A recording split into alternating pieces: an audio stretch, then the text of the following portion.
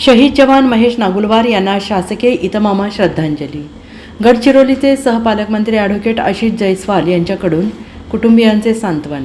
नक्षलविरोधी कारवाईत आले जवानाला वीरमरण। गडचिरोली पोलीस मुख्यालयात मानवंदना देण्यात आली। महाराष्ट्र सीमावर्ती भागात माओवाद्यांविरोधात मोठी कारवाई करताना वीरगती प्राप्त झालेले गडचिरोली C60 कमांडो महेश नागुलवार यांच्यावर आज त्यांच्या गावी अनखोडा तालुका चामोर्शी येथे शासकीय इतमामात अंतिम संस्कार करण्यात आले आणि यावेळी गडचिरोली जिल्ह्याचे सहपालकमंत्री ॲडव्होकेट आशिष जयस्वाल यांनी त्यांच्या पार्थिवावर पुष्पचक्र अर्पण करून श्रद्धांजली वाहिली आणि कुटुंबियांचे सांत्वन केले। पोलीस पथकाने बंदुकीच्या फैरी झाडून शहीद जवानाला मानवंदना दिली। आमदार डॉक्टर मिलिंद नरोटे, जिल्हा पोलीस अधीक्षक निलोत्पल आणि इतर मान्यवरांनी पुष्पचक्र अर्पण करून श्रद्धांजली वाहिली।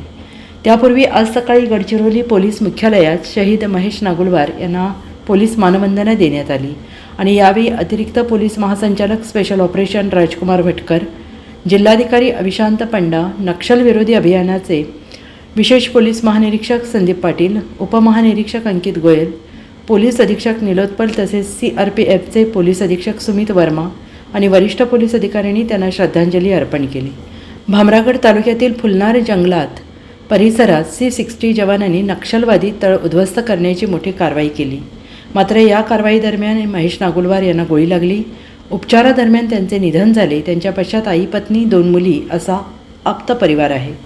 Bureau report, SBN Marathi, Gadchiroli. सोबत राहुल अंबादे।